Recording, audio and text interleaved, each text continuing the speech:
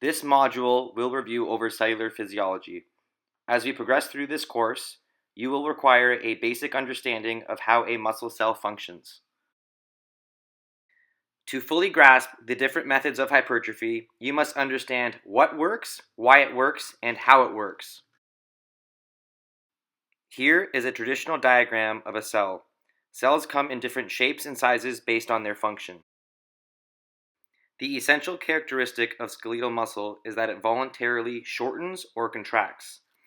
Skeletal muscle is the only type of muscle that we can consciously control through our nervous system. Here's an image of a relaxed bicep at full length compared to a contracted bicep that is fully shortened. On the right, you will see a diagram of the sarcomere contraction. This is something definitely worth knowing, but we will not be covering it in this course. Going forward, when we use the word muscle, we will be referring to skeletal muscle. Muscle cells have a long cylindrical shape, and because of this, they are often referred to as muscle fibers. Connective tissue binds muscle fibers in a hierarchical pattern. First, individual muscle fibers are surrounded by a delicate connective tissue called an endomysm. The encased muscle fibers are arranged in bundles and are in turn surrounded by a stronger sheath of connective tissue called the perimysm. And then finally, the muscle fiber bundles are then encased in an even stronger connective tissue known as the epimysm. Now here is an image of the connective tissue. The sum of all three layers is referred to as fascia. The health and elasticity of fascia can play a major role in hypertrophy. We'll dive more into this in a bit. An individual muscle fiber at the cellular level has several parts. We are going to focus on two main parts and how they relate to hypertrophy. One, the myofibrils, and two, the sarcoplasm, the empty-looking space between the myofibrils. Here is a 3D model of a muscle fiber. You can see how the sarcoplasm is the space between the myofibrils. It is filled with a gel-like substance that stores nutrients and significant amounts of glycogen and myoglobin, an oxygen-binding protein. Be careful not to confuse it with the sarcoplasmic rectilium. The sarcoplasmic rectilium is the tubular portion almost enveloping the myofibril. It is responsible for controlling the flow of calcium, which is responsible for muscle contractions. Here is an oversimplified diagram of the sarcoplasm.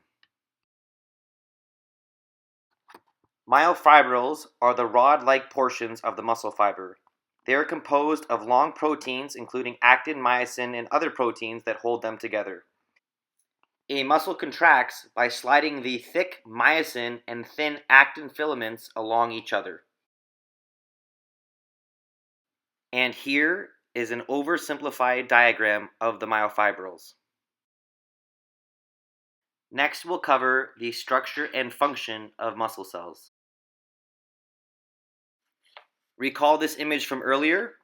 Take a look at the area identified as the fascicle.